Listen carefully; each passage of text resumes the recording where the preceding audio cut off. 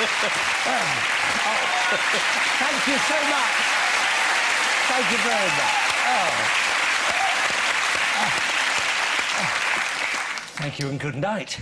Oh, good evening. Nice to see you. And welcome to... What's the matter? No, nothing.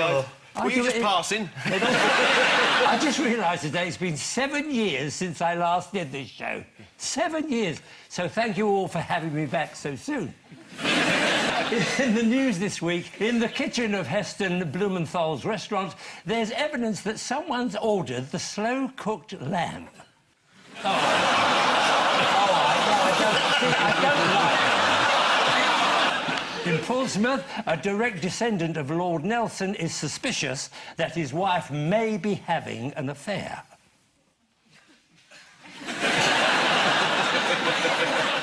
And in the middle of Top Gear's expedition to the Antarctic, disaster strikes for the trio when they lose Richard Hammond.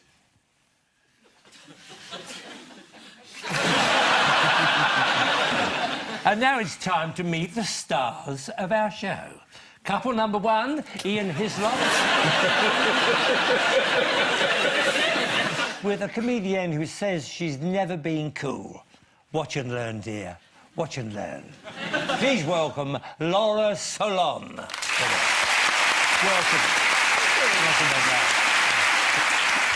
Now then, couple number two, Paul Merton with a stand-up comedian who, on TV last week, physically attacked Jonathan Ross. Didn't you know there was a queue?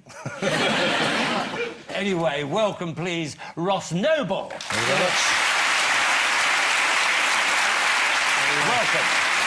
And we start with the biggest stories of the week. Ian and Laura, take a look at this. That's Samantha in the new Sex and the City movie.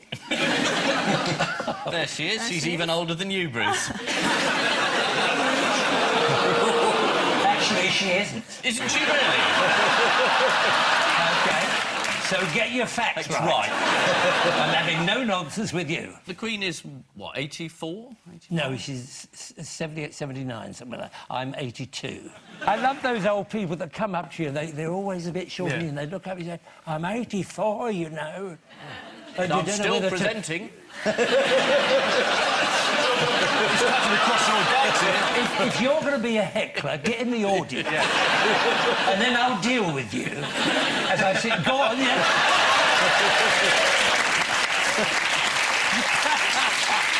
Excuse me, sir. Do you mind moving your head? The light's shining right in my eyes. No, I will behave, Bruce. We couldn't do this show without you. Oh, really? It would be better, but we couldn't do this show. Start with me, son. How dare you ad-lib with genius? Right. But I'm 82, yeah. The Queen is a little younger. She's about 79. Can I go higher? Can I go higher? Can I go higher? Lower than 79? Oh, we never ever get to the show. It says there the Queen is 84. Just come up. Oh, is it the Queen? Yeah. Really?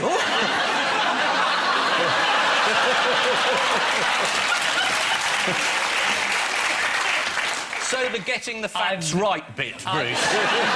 So you're younger than the Queen. I very rarely say this, and I never thought I'd say it to you. I'm sorry. The Queen was there to open Parliament. Yes. And Prince Philip was there to symbolise the problems created by Greece. And, Very good. I like her. You are making up my mind about it. All right. And then she gave a speech about the need for urgent cuts in financial prudence, slightly undermined by the fact she was wearing the world's most expensive hat. Yes, it was. No, a lot of things are going to be cut. Yeah. There's going to be no more knighthoods for people in showbiz. Quite right. Because they're going to lose their chauffeur-driven cars and be replaced by red double-decker chauffeur-driven cars that the rest of us have access to. How has this gone awry? Anybody know? I don't know. Is that a clever awry? Is it combine harvesters? Replace them with... Is that clever? They've all got to get the Wurzels are driving all MPs around. It's very cheaply, yeah. Ministers are having to travel to their constituencies using second-class rail travel, but for security reasons. Their red boxes have to travel by car. According to The Guardian, yeah. And that's a saving, is it? That is a saving. And one minister asked his office if he could accompany his red box in the car to do some work. He was told this was not allowed. Who's the biggest loser out of all this? Anybody know who was the biggest loser? Civil service, somebody said. This is the easiest episode of this I've ever done. Brilliant. Normally you have to read the papers and stuff, but you just shout it, they'll edit that out, and we'll go like that. Yeah. You want to have another stab at it? Who is the biggest Is it the loser? civil service, Bruce? No, it isn't. No! It's not. What did you do then? Anyway, the biggest loser, ironically, it's Vince Cable, who during the election campaign argued against making savage early cuts and has just had his business department cut by £900 million. So he's the biggest loser. He's going to be Vince Flex now. A little bit of flex. Used to be Cable, not anymore. That long. Now, what is going to be cut by £1 billion? Here's a clue. And we've just been talking about Stork, Marjorie. Well, now, your name's Honora, is that right? That's right, Bruce. Can I call you Nonny? You can. Lovely. Now, have you tried Stork with nothing on? I'm afraid not. I should imagine it'd be nice in the summer. Hey, Nonny, no. On its own, with no jam or anything. All right, then, have a nice taste. Isn't Stork lovely? It isn't Stork, is it? It is. It's Stork. You can trust Stork. It tastes good enough to eat with nothing on. All right, my loves? That is embarrassing. That is so embarrassing. I must tell you about those Stork commercials. One of them, I had to eat these scones. Yeah. You know, with the Stork on, and I had to do it. Didn't it spread well? And I had a bucket down here. And didn't it spread well? And I go... And once I had to do it 9 times. With this... Oh, it was terrible. Oh, mind you, if Stork people are looking in, I'd do another commercial.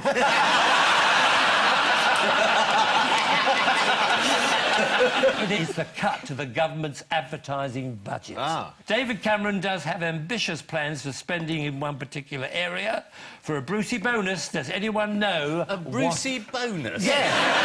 What the hell is a Brucey bonus? Well, you'll never get one for a start. It's the Downing Street kitchen, according to the Mail on Sunday. When a neighbour once idly commented to Samantha that the removal trucks could soon be taking them to number 10, she reportedly replied, I effing hope not. I'm not swearing on this show. I've never sworn on British television, and I've got... No. But the way you were looking at me before, I reckon you will by the end. He's setting the ground now. I had to control myself. Now, who told us not to panic over the chance of spending cuts? The Chancellor? It was Holly, who was 22 years old, from Manchester. featuring in the Sun's news in briefs. She told us 6.2 billion sounds like a colossal figure, but if you imagine public spending as a giant pizza, we're talking about barely a few anchovies. And I can't stand the sorted little buggers anyway. You just sworn on television. Yeah. I did! And it said beggars. Yeah. Oh, yes, I effing did. Right. If you met her, you could say you get nothing for a pair in this game. Bruce, he knows every single catchphrase you've ever used. I know. He knows everyone. Oh, yeah. I think we're at a disadvantage here. Yes. Laura, because we don't remember any of these shows. You're too young to have seen any of them. Hang on a second. What you're saying, you're at a disadvantage because Paul and I have stalked Bruce for years. We've become encyclopedic knowledgeable on his career. You know catchphrases from his old shows. Yes, Yeah. yes, you see. You react to his And adverts in the 70s like old friends. When you said stalking, that was a subtle reference to the advert. It was, yeah. I even have one of his records. No. Yeah. Didn't me do well? Oh, don't. Did me do well? Oh, yeah. I'll tell you what, Bruce, you can come at me, but I've got the ammunition. It's all in there. All right. Do you remember My Little Budgie? My Little Budgie. You see, you're too young to remember, and Ian couldn't care less about catchphrases. Well, Ian, when he was younger, had the ITV button off his television set removed by Harrods. It was a family decision. Yeah, it was a family decision. And I don't regret it. I'm with you, Ian, on this. I'm with you. Right? But I'm really... Look, can you give us a bit of My Little Budgie later? The song. Make it clear. Yeah, I'm after a Brucey bonus. My little budgie follows me everywhere I go. Is he here tonight? No, he's not here tonight. Right. So you had a song about a budgie that followed you. Yeah, it was Were you awful. like the sort of softest pirate ever? What sort of era are we talking about? You're talking about Mesolithic the or- 50s. No, early 50s. Early 50s. No, early 60s. Early 60s. Sort of time of the Beatles and the Stones. And My Little Budgie. Comedy novelty records, huge hits in the 60s, weren't they? Oh, they were. Yeah, Bernard Cribbins had several. Hole in the ground. Yeah. Right, said Fred. Climbing up a ladder, left his crowbar, going up down. Where's he in trouble? Off down a robber. We're getting nowhere. And so we had a cup of tea. Charlie had a think and he said, look, Fred, I've got a sort of feeling. If we remove the ceiling, with a rope or two, we can get the bladder flu. All right, said Fred. Climb up a ladder, with his crowbar, going up down. Where's he in trouble? God, you remembered all that. That was fantastic. Now, So Ian, while Ian was at Oxford learning stuff... The two of us were in the music hall. all of a sudden he's green with envy. He would have loved to have got up and done that with you. Exactly. Wouldn't you, Ian? Yes, Bruce. Right, contenders for the Labour leadership continue to come forward. Who is the latest surprising addition? Diane Abbott? Yes, there she is. How fast is she moving? It's unbelievable. Has she just been fired out of a cannon? According to The Sun, which film did she charge £300 to take part in? What's that? Shut your face! You can't say that to I do my apologise. audience. Shut your face, I You can't. Remember, I'm the host. £300. Did you give up on this? No, I don't know. Actually, she did charge to film a TV obituary tribute to one of her heroes, but refused to say who it was. According to her spokeswoman, she cannot confirm who the obituary is for because that person hasn't died yet. What are you looking at me for? Which show does Diane Abbott regularly appear on? Politics show. Yes, presented by Andrew Neil. He no doubt is offering his support. Let's see how he rates her chances of becoming the new Labour leader. I'm delighted she's running. I think her chances are about zero. I think the about's in there to try and soften the message. But she said that the candidates were coming from too limited a pool. And when she announced it was just one family. But now it's broadened a bit. There's other people called Ed. And You can't win because you can't have a Prime Minister called Balls. Oh, that's very cynical. Can you imagine Boris Johnson as the Mayor of London? I can't. It's the Queen's speech, £6 billion worth of cuts. The speech also contained proposals which Nick Clegg described as the biggest shake-up of our democracy since the 1832 Reform Act. Ah, the 1832 Reform Act. I remember it well. New Defence Minister Liam Fox got in trouble this week for calling Afghanistan a broken 13th century country. Ah, the 13th century. I remember it well. Paul Ross, here's yours. hello. Yes, this is, slipping a hand round the back. Anybody in his pocket here? Fergie, and this is the actual News of the World footage there that we're seeing.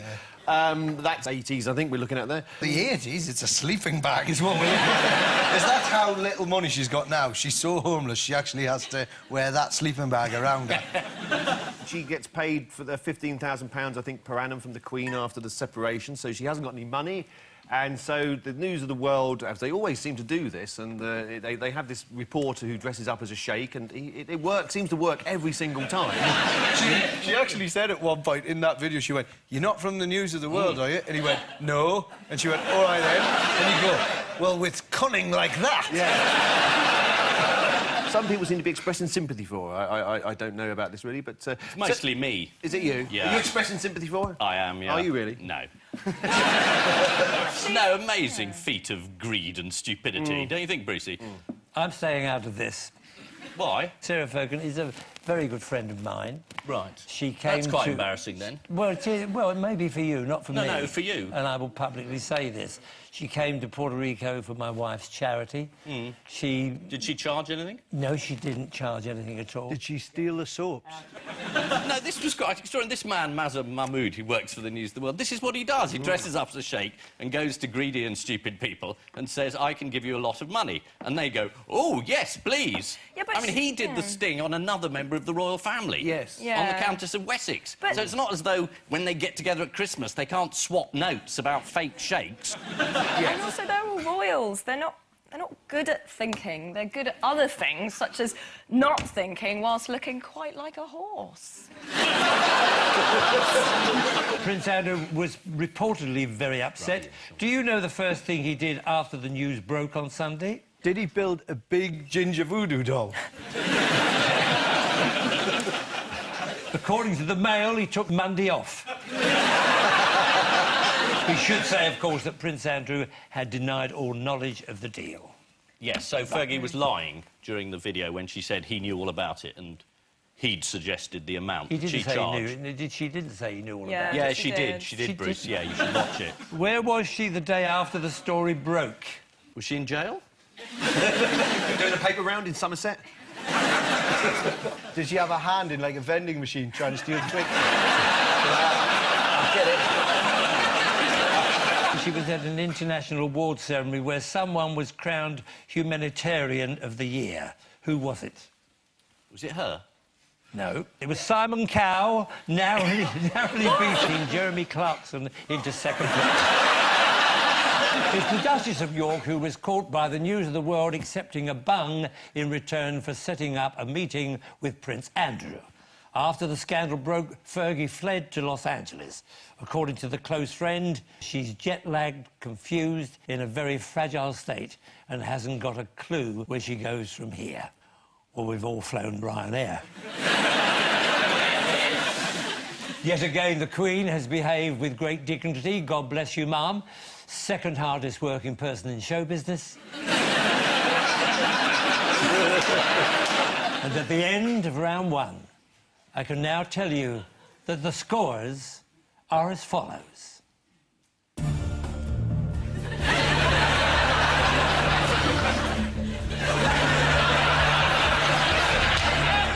Two points each.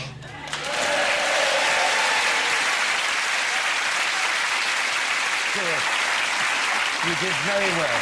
You did very well. Now, round two, which this week is called Brucey's Got Talent. All you have to do is buzz in when you know the news story it relates to. Okay. The music gives you the cue. OK. Has my 40-piece orchestra arrived? What? Where?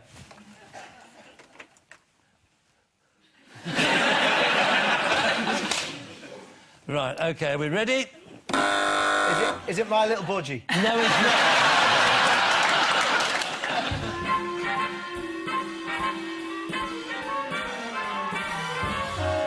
Come fly with me. Let's fly away. If you can use some exotic booze, there's a bar in far Bombay. Come fly with me. let's fly away. Oh, come fly with me. Let's float down to Peru. In Llama Land, there's a one-man band, and he'll toot his flute for you.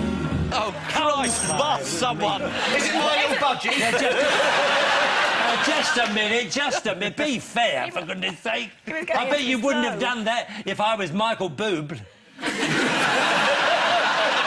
If you're Michael Bublé, I would have got up and punched you. Is this the BA strike? Yeah. Eh? But, oh, you're going to say. Oh, you've got it. You've got it. I was just lost in his eyes when he was singing, so I didn't buzz in. They were having talks, and then one of them tweeted from inside the meeting, and then protesters stormed in shouting, "Kill Willie, get Willie," because they couldn't just shout "Kill Willie," because that would be too aggressive, and if they just shouted "Get Willie," that could be misconstrued. Yeah, negotiations at the weekend were going well until Derek Simpson started tweeting. He's a union leader. Yeah, that's right. I was just going to say that. Oh, really? I thought I'd say it for you. Oh, well, did you want to read the card then? No, the print's too big. The Unite Joints...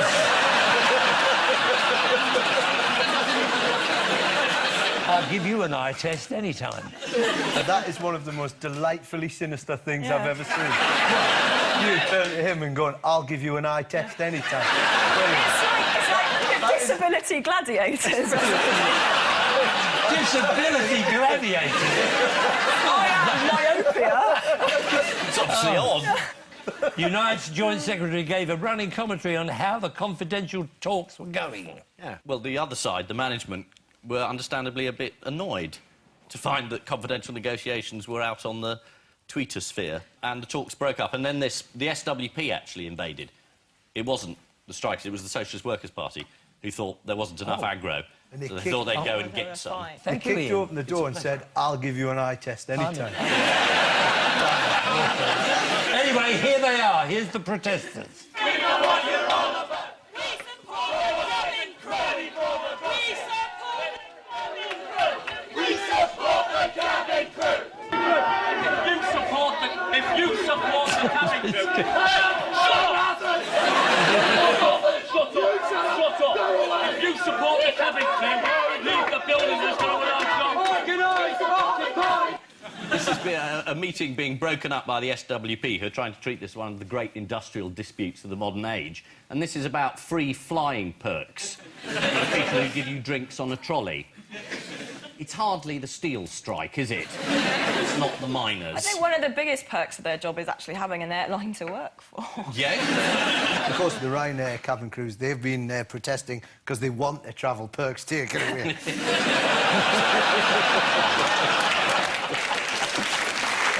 According to another Simpson tweet, there are a few people unhappy with my tweeting, calling me a moron, a dick, and several unrepeatable names. You just said dick on the telly. I know, I You just said dick. did. I'm getting the feel of it. Right.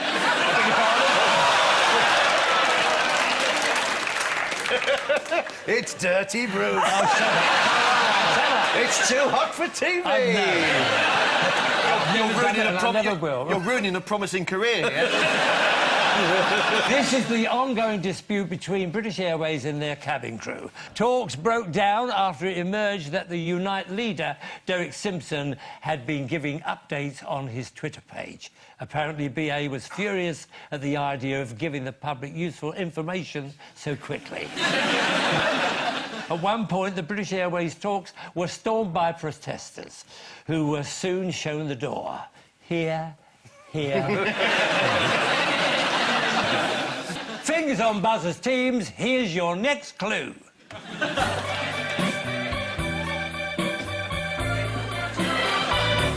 That's life. That's what all the people say. Oh, come on, for goodness sake. To be honest, no. What are you doing? No, it's just you were approaching her again. I was a little bit... Well, she didn't do her buzzer, did she? Yeah, because there was a look She of didn't terror press her in her buzzer. eyes. Looked up as if to say, "Don't come near me, Bruce." I was saving her. That's a panic alarm. And to be honest with you, the way you were lying on that desk, I was worried about your hips. I don't that's My flying hips out. are all right. I'd have a hip test with you. Yeah. I test with you, and a hip test with There you. isn't even a thing called a hip test. Yes. That is even more sinister. I'll give you a hip test any day. No. Hip test. A hip test. Get up here. Look. You little short ass. Get on your proper height. Now give me a hip. Right, then. That's a hip test. I would do it And back. that's only just started. Good Lord. Right. I can't believe I've just had a hip fight. I hope I don't get hepatitis. OK, what was that all about? Scientists have created an artificial life form. Yeah. Yes. And, yeah, it's a new thing, and it... It's hosting this show next week. This is the news that the controversial American scientist Dr. Craig Venter has created a form of artificial life. What's this new synthetic life form been nicknamed? Barry. Barry Williams. Oh, Something like Cynthia. It was called Cynthia. Cynthia. Cynthia. Yes, that's a pretty name, isn't it, Cynthia? Now, how might we be able to use these synthetic life forms to our advantage? Reality TV show contestants. It may be that this life form can clear up pollution. Yes. It may be able to create new crops, Yes. cure cancer, solve poverty. But at the moment, it's just a very small bacterium. Bit of hoovering. It's like dusting around the house. Yeah, that's what we need. How has Craig Venter reassured prophets of doom? It's completely out of my control. Oh, my God, what have I done?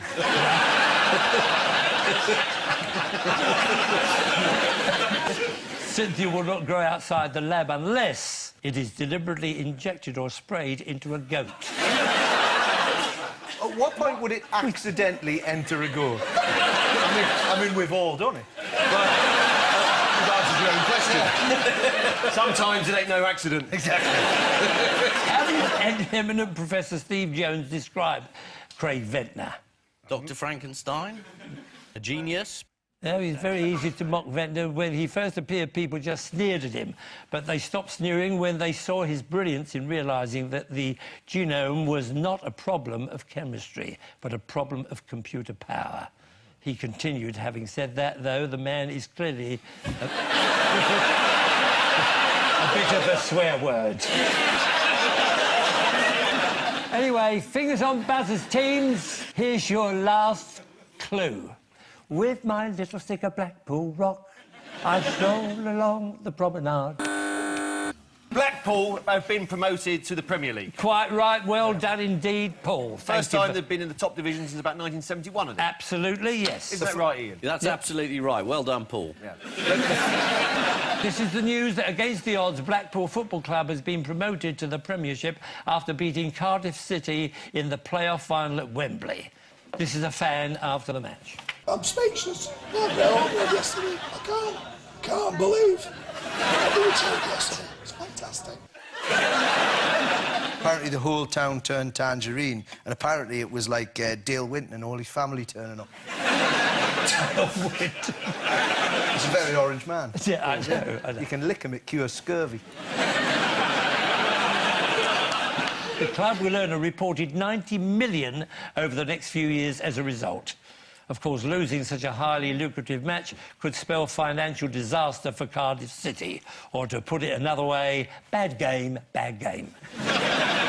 Blackpool's manager, Ian Holloway, is a noted wit. What he did say about the rule restricting players from removing their shirts during matches. He said, I don't see the problem, they enjoy it, and the young ladies enjoy it too.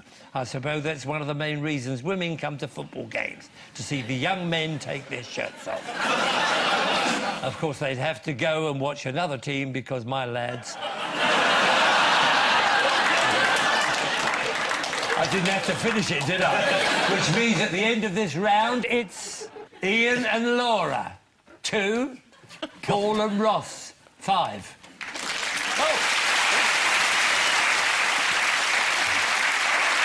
Time now for the odd one out round. Just one between you this week. They are Kim Jong-il, William Forsyth, Ian Hislop, and a no parking sign in Devon. Who was that? Me. Oh, sorry. Oh, that lights up when you bang that? Yeah. I didn't know that. Well, that's a good idea, isn't it? So do it again. Oh, that's lovely. It's like Blackpool in miniature. Have you got one? Oh, yours are in red. Yeah. Oh, that's lovely. What, That's did you good. think? Do you think someone had called the police? What's the matter? Sorry, I've got to give it a taste for you. Oh, you're fine. Oh, no, continuity. The continuity. Yeah. All right. Shall we do it again? What's that? What the hell is that? That's the first time I've seen that come on in 5 years. The blue lamp. Do you remember the blue lamp? Oh, yes, Jack Warner, yeah. Yes. What, from Jack Warner. It's like sitting in an old people's home. Remember Googie Withers? The blue lamp? And you... Are you having soup? And you... No, it's all down your shirt from yesterday. Right. What were we doing? I can't remember now. You're in it, so I think you probably know. Well, everybody here has threatened world stability in the last week by launching nuclear missile strikes on their near neighbours. Well, that's Kim Jong-il, because a lot of people in North Korea apparently pretend to be him. He may well be dead. He may have died years ago. A lot of people pretend to be you. That would be a hell of an episode of Stars in Their Eyes. By day I'm a mechanic, but tonight I'm going to be Kim Jong-il. They have all had a plant named after them, apart from the no parking sign, which Oh, this is the has plant? had a tree. Oh, hang on, well, then I do named know this one. No, Well, you... Now he's told you. Yeah. Give me the card and I'll get it right as well. Yes. You get a plant named after you? At the Chelsea Flower Show, He yeah. has. It's a big industrial plant in Bradford. The Ian Hislop Recycling Centre. They've all had a plant named after them, apart from the no parking sign, which has had a tree named after it. William Forsyth is my great-great-great-grandfather. This is absolutely true. Who was a founding member of the Royal Horticultural Society, after whom the plant Forsythia was named. That is amazing. Kim Jong-il was presented with this flower in 1988 to commemorate his birthday.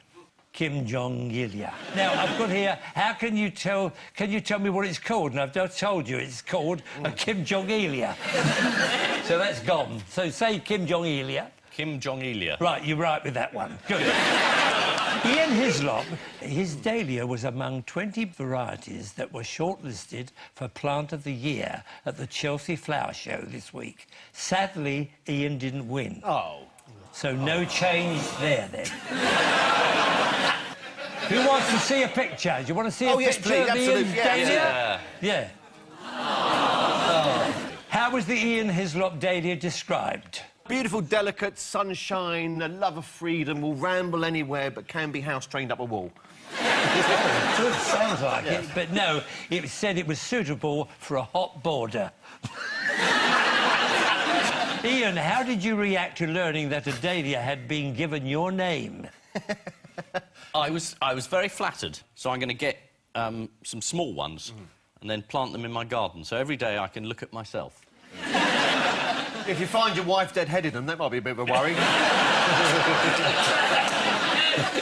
They have all had a plant named after them, apart from the no parking sign, which is named after a sign that was nailed to a tree in the 1930s. Of course, the oldest sign on the tree was in the Garden of Eden, which said, "Do not eat the apple." And I should know, I was there. I did a 5-minute warm-up before the snake came on. My ancestor, William Forsyth, was a founding member of the Royal Horticultural Society, famous for its ancient motto, "Nice to seed you, to seed you."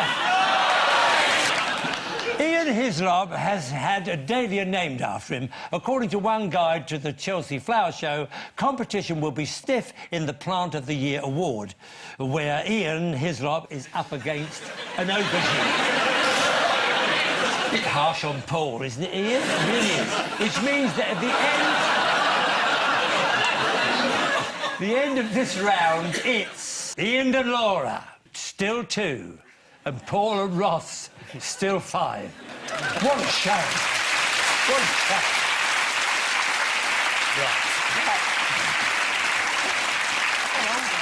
Right. Time now for the missing words round, and we start with having trouble thinking what? Buy the Daily Express. That was very interesting because I do. You drink a glass of water. I drink a lot of water, and it's very essential to do. Research has found Whoa, that... hang on. What? What? I drink a lot of Drinks water. a lot of water. OK. Why, do you want some? I'm fine. I'm all right. Oh, right. Yeah. Good. What? Why? It helps you think. Oh, it helps you think. Well, this is what I'm trying to say. Sorry, I just thought... I'm trying to say, I just thought it was a random non sequitur that you just... No. I drink a lot of water. Oh. What? I thought you were trying out a new catchphrase that wasn't really kicking off. Yes. I drink a lot of water. Yeah. No, it's not. I drink a lot of water. Water, a lot of drink. That's it. Next, what the biggest frustration in life, says survey? Losing to dyslexics at Scrabble. Surveys.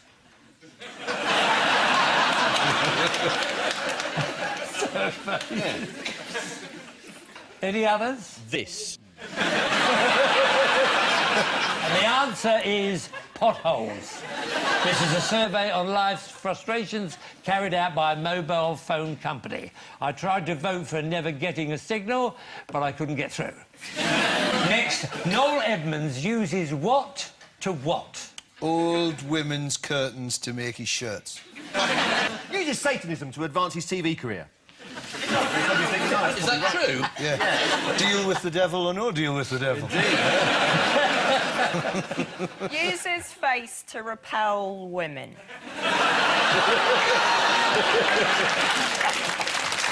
A dummy to fool people. That's what the answer is. Yes, Noel Edmonds is using a shop window dummy as a fake passenger in the back of the black cab he likes to drive. Here's a picture of the dummy.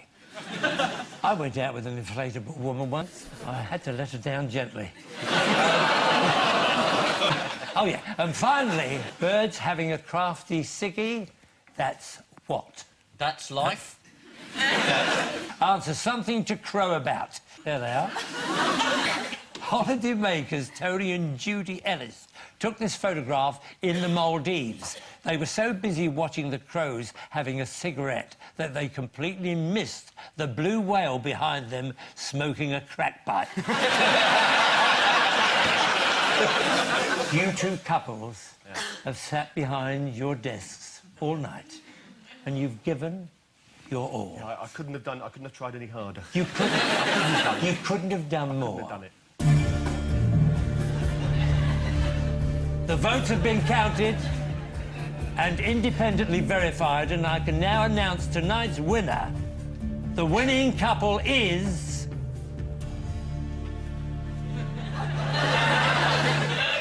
Paul and Ross!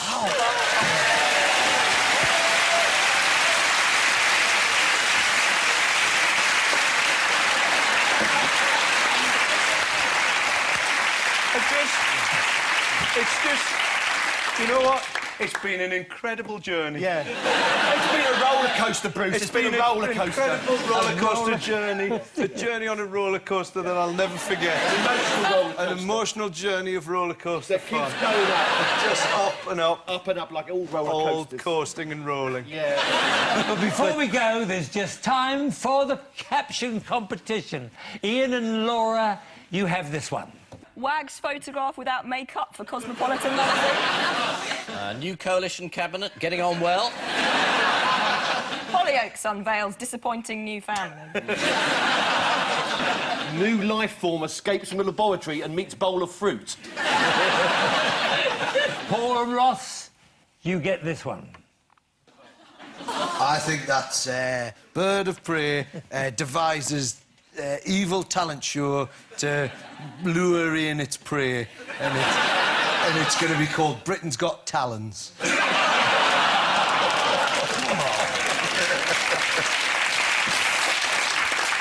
On which note, we say thank you to our panellists, Ian Hislop and Laura Solon, Paul Merton and Ross Neighbours.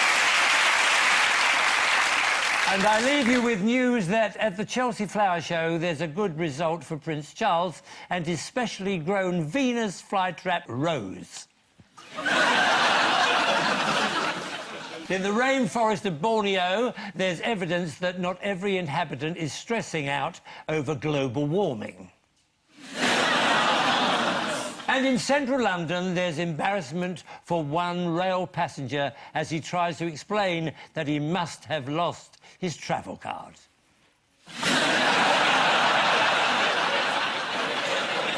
Good night, and remember, keep dancing! Come dancing, come on, come dancing. It's your big chance, come dance with me.